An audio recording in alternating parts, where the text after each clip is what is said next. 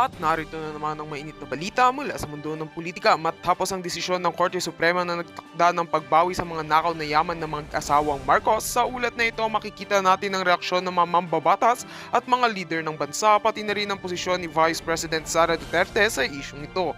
Inanunsyo ng Korte Suprema ng Pilipinas ang desisyon nitong magbigay ng final na kautusan upang mabawi ang mga yaman na itinatago at nakaw na umano'y ipinundar ng mag-asawang Marcos sa loob ng maraming taon ng kanilang pamumuno. Ang nasabing desisyon ay isang hakbang upang igalang ang karapatan ng mamamayan at itaguyod ang katarungan sa kabila ng mga kontrobersyal at pagsubok na naganap sa kasaysayan ng bansa. Nanguna sa mapahayag ng pagpapahayag ng pagkondena ni Vice President Sara Duterte na nagsabing ito'y isang mahalagang hakbang para sa bansa. Ayon sa kanya, ang pagbawi ng mga nakaw na yaman ay isang simbolo ng ating pagsusumikap na ibalik ang tiwala ng mga tao sa ating mga institusyon at mapanagot ang mga may sala. Sinabi rin niyang ang hakbang na ito ay magpapatibay ng katarungan at nagsisilbing babala sa lahat ng mga opisyal ng gobyerno na hindi dapat abusuin ng kapangyarihan. Sa kabilang banda, ilang mga mambabatas at grupo ng mga civil society organizations ay nagsabing ang desisyong ito ay isang tagumpay ng demokratikong proseso at isang pag-asa para sa mga kababayan natin na patuloy na nagsusulong ng katarungan. Ngunit may ilan ding mga kritiko na nagtanong kung sapat ba ang mga hakbang ng gobyerno upang masiguro na tunay na magbabalik ang mga nakaw na yaman sa kaban ng bayan. Sa kabila ng lahat ng ito, ang mga mamayan ay may kanya-kanyang pananaw hinggil sa issue. Ang ilan ay umaasa na magiging makatarungan ang proseso ng pagbawi, samantalang ang iba naman ay naniniwala na magiging mahirap na matunto ng mga nakaw na yaman at ibalik sa tamang gamit. Isa itong malaking usapin na patuloy na magiging sentro ng diskurso sa mga susunod na araw. At yan nga ang mga balitang ating pagkakatutukan, at kung bago ka pa lamang sa aking channel ay huwag kakalimutang mag-like, share and subscribe para updated ka sa aming mga bagong balita dito sa Tatak Pinas.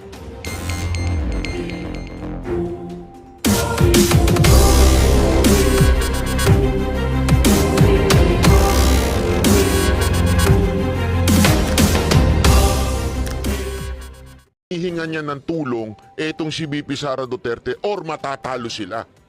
Which is proof. Gusto niyo ng proof? It happened.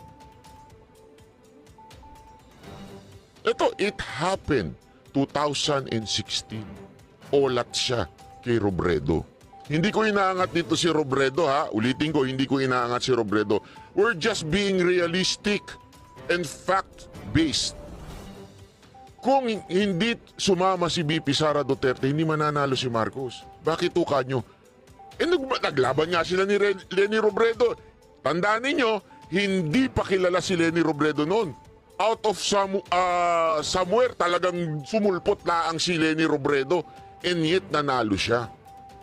Kahit paano pang pagbalik-balik ta rin natin, na kesyo dinaya, bla bla bla. Ako, based on facts lang ako. Hindi naman po napatunayan eh. Hindi naman po nag-ruling ang korte. As a matter of fact, di ba, dapat nga sana paboran si Marcos. Bakit? Sino na nakaupo? Si Duterte. Bakit hindi pinaboran si Marcos? Ibig sabihin, the evidence presented somehow weak. Hindi umabot doon sa sinasabing para sapat na masabing nadaya talaga siya. Pangalawa, during the time of 6 years, kahit papaano, medyo mas umangat naman yung awareness kay Leni Robredo. Umangat yung awareness kasi ang ingay niya, daldal ng daldal, walang hiya talaga eh. I mean, walang hiya, hindi ko sinabing walang hiya na mura. Walang hiya, ibig sabihin hindi siya nahihiya. Talagang ang kapal ng mukha eh. Mayat maya, nasa telebisyon, binabanata si Duterte. So awareness, talagang umangat yun. At the same time, di ba, kita nyo naman, malamang sa malamang, dahil Vice President siya, nagkaroon siya ng makinarya. So, natalo na nga si Marcos noong 2016. How much more sa 2022 dapat matatalo na siya? Kaya nga humingi ng tulong ang mga Marcos kay VP Sara Duterte. Ginamit ni Amy Marcos yung kanyang pambubula kay VP Sara Duterte. At nabula niya si VP Sara Duterte para tumakbong Vice President. Kaya nanalo ang mga Marcos. Utang na loob ng mga Marcos kay VP Sara Duterte. Hindi ko naman sinabing magbayad siya ng utang. Hindi! Magbayad siya. Hindi gano'n. Yun lamang po sanang patas na pagtingin sa batas. Pagdaan sa due process, ika nga. At the same time, yung banggang hindi gipitin na hindi na makatarungan. Hindi ko naman sinabing paboran. Huwag lamang yung hindi na makatarungan na paggigipit kay BP Sara Duterte. Yun man lang sana ibigay sa kanya. Wala eh. Ngayon talagang bastos, ika nga. Hindi totoo, bastos talaga eh. Di ba ho? O tuloy. Ano bang gusto nilang gawin? Kaya sila nagfa-file or nag-charge ng anti-terrorism law. Gusto nila mag-cancel ng passport. Yan. Gusto nila mag-red notice sa international. So hindi ka makakagalaw overseas. Gusto nila mag-amlak. Anti-money laundering violations. So, ibig sabihin nun, i-freeze nila yung pera mo at yung properties mo. Hindi ka makakagastos ng pera at hindi ka makakapasok sa properties mo. At gusto nila mag-issue ng mga search warrants. Anong ginagawa nun? Papasukin nila yung properties mo. Nako. And nagtanong ako sa Negros kung anong nangyari doon.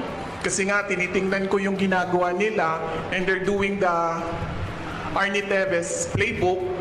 Ang ginawa nila doon, pumasok sila sa mga bahay, mga properties. Nagsasabi sila, may clearing team kami. Para daw safe mag-search, mauuna yung clearing team, maglalagay ng kung ano-anong baril or kung ano-anong mga posibleng illegal. Ito mga kababayan, ito yung sinasabi ko sa inyo noon, di ba, yung kay Arnie Teves, na yung iba dyan kumukontra pa kaysa bakit daw namin kinakampihan. Hindi ho. Kasi nga po, naalala ko noon, narinig ko pa nga yung kay Topacio, ang nangyayari noon, ang search warrant pala ay dapat detalyado. Ano yung hinahanap? Dapat nakasulat dyan. Saan hahanapin? At very specific. Hindi yung buong farm hahanapan.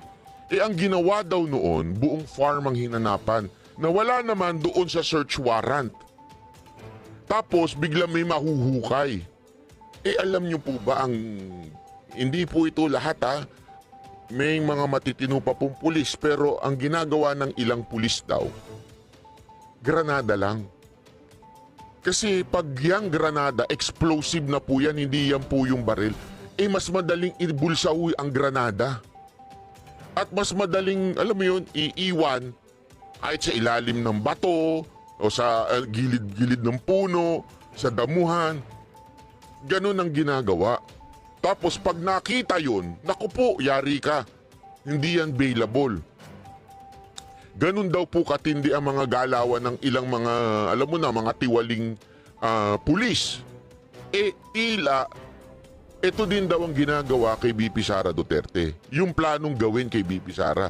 Ginawa na nila yan kay Teves noon. I-google ninyo, sino ang gumawa, sino ang taong nanguna dyan sa search warrant na yan. Hulaan ninyo kung sino. I-comment nga ninyo kung kilala ninyo. I-comment nyo dyan. No, kayo mag-comment, kayo magsabi. Yan din ang isa sa mga taong nag-search sa KOJC. Ngayon, ito rin ay may relasyon sa may plano at biglang sumulpot na general dito kay BP Sara Duterte. Kaya makikita mo, may pattern. Simula pa lang yan kay Bantag, kay Teves, kay OJC, ngayon kay BP Sara Duterte. Kaya nga sinasabi ko paulit-ulit sa aking speech pag dyan sa mga rally, noong una hindi kayo umimik kay Bantag. Buti na lang si Bantag igurot at magaling magtago sa bundok. Hindi totoo Di ko alam kung taga saan po siya. Si Teves, sinasabi ninyo bad boy naman talaga yan, ganyan-ganyan. No? Ayaw ninyo maniwala na ginagamit yung gobyerno laban sa kanya dahil inggit lang sa negosyo. Inggit lang sa kapangyarihan ni Teves. KOJC. Yung iba sa inyo naging hesitant pa Dahil sinasabi nyo kasi hindi nyo kursunada ang doktrina ni Pastor Kibuloy. Again, paulit-ulit namin sinasabi, it is not about the doctrine of KOJC. Kaming 5 banateros, hanggang ngayon, ay hindi kami kaanib ng KOJC. Never in our life, within that KOJC na nangyari, ay nilapitan kami at pinilit kaming magpakaanib, pinilit kaming maniwala sa kanilang theology, wala po sa kanilang lumapit sa amin ng ganun. Kaya lang yung iba hesitant kasi ayaw ko yung yung sinabi ni Pastor Kibuloy na Son of God eh. Ako rin naman, ayoko rin naman yun, hindi rin naman ako naniniwala sa ganung klaseng theology. Di ba? Yung appointed. Maaring kasi ang hindi natin maintindihan, yung maling paggamit lamang ng appointed o siguro yung ibang klaseng meaning ng appointed. Pero gayon pa man, hindi ho tayo sumasang-ayon doon. Ang tanong, dahil doon hindi natin sinuportahan ng KOJC. Yung iba sa atin. Ngayon, eto na. Umabot na kay BP Sara Duterte. Same playbook ang ginawa nila mula simula hanggang dulo. Sabi ko sa inyo, tinitest nila eh. Paangat ng paangat eh. Kita nyo yung level, hindi ko sinasabi mababa si Bantag ah. Pero alam naman natin si Bantag eh, hindi naman po siya yung national figure agad-agad. Pero sinubukan sa kanya. Si Tebes, kilala sa Negros, alam natin yan. Financier yan ng mga Tapos si KOJC, palaki ng palaki, di ba? Financier ng mga Duterte, at saka talagang tumulong sa mga Duterte. Ngayon si BP Sara Duterte na. Hanggang kailan? Hanggang kailan tayo hindi iimik, mga kababayan? At kung umiimik man tayo, samahan natin ng gawa. Samahan po natin ng galaw. Ako nagpapasalamat po ako sa mga kababayan kong nag-message sa akin, lalong-lalo na mga OFW nag-message sa akin na gusto nilang tumulong sa rally. Kahit anong paraan daw makakatulong sila. Kahit nga may mga businessmen akong nakausap na nag-message sa akin nung after ko ilabas yung speech ko na gusto nilang tumulong.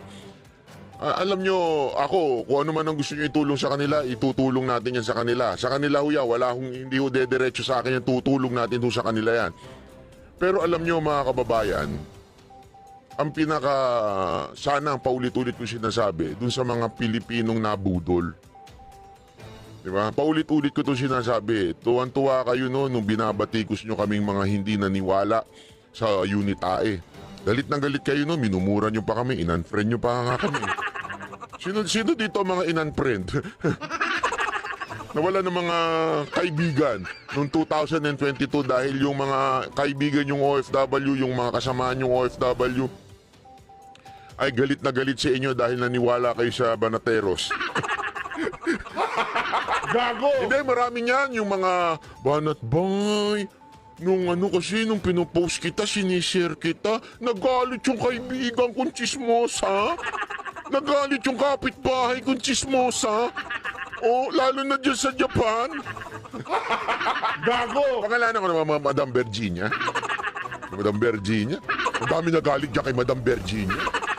Kaya tuloy medyo umiwas-iwas sa akin si Madam Virginia noong kasagsagan ng kampanya ng 2022.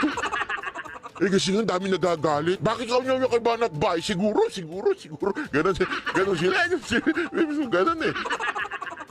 At itong mga animal na to, tas meron pang vlogger, huwag nyo na sasabihin kung ano yung pangalan. Hindi ko na sasabihin, mga nagtuturo din ito. Itong vlogger na to, hinututan si Madam Virginia. Galit na galit. Ayoko na lang panggitin ng pangalan yan. Naku po.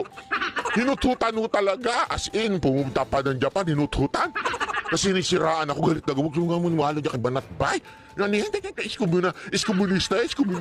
Mga ganyan-ganyan pa. Tapos ngayon, di ba?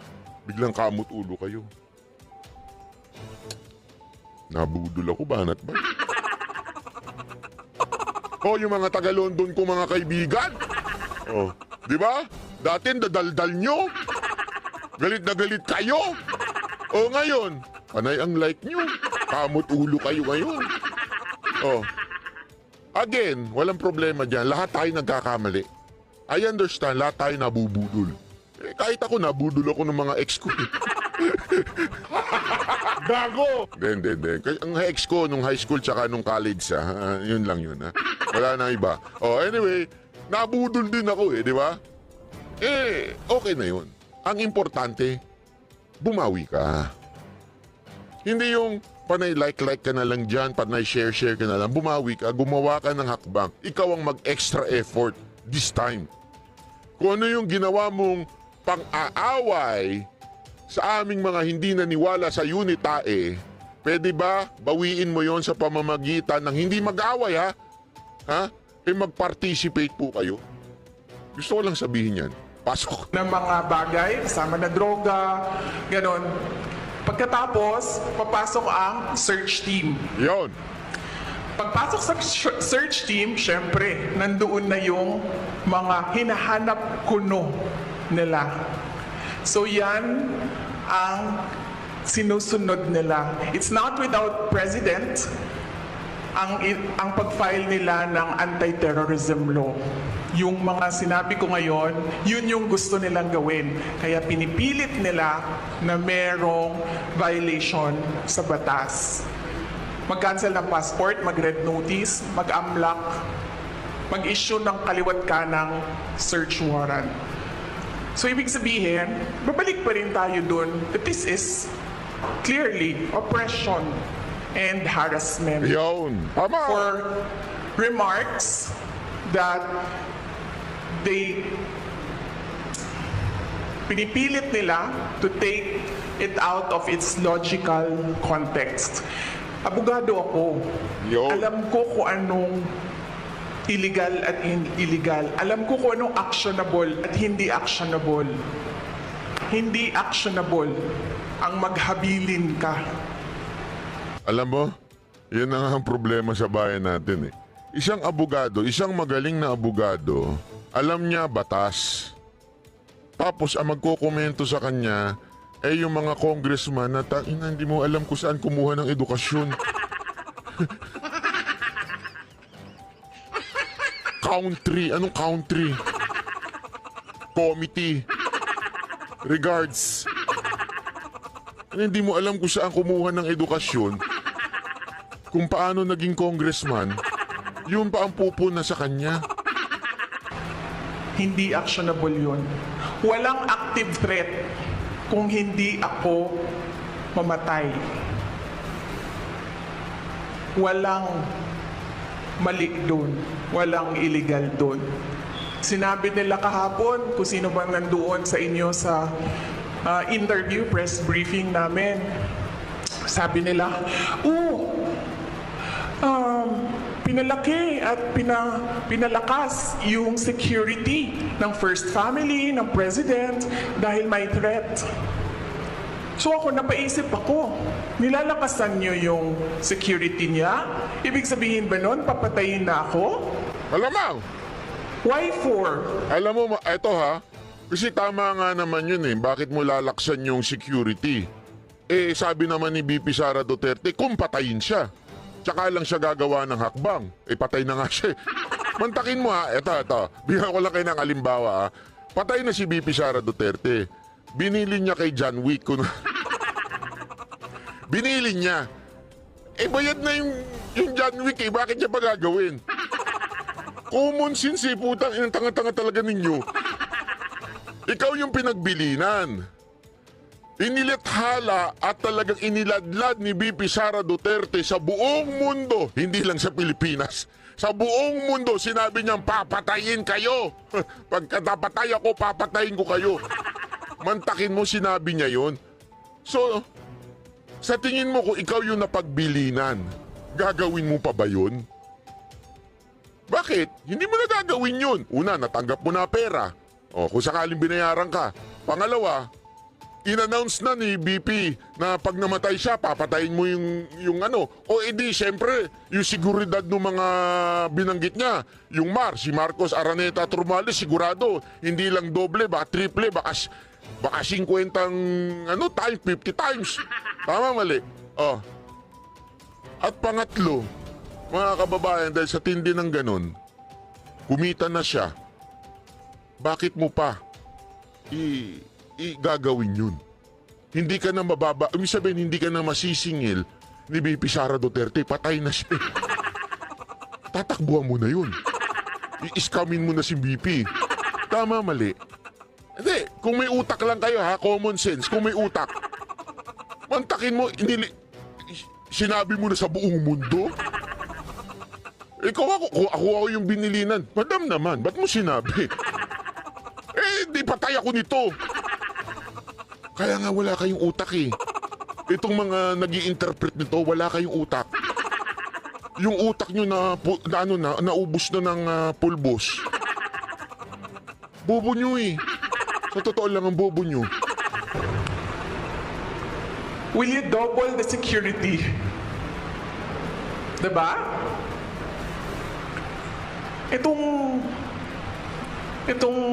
mga dictators and oppressors. Ay, sorry. Oy, wait. Chotomate.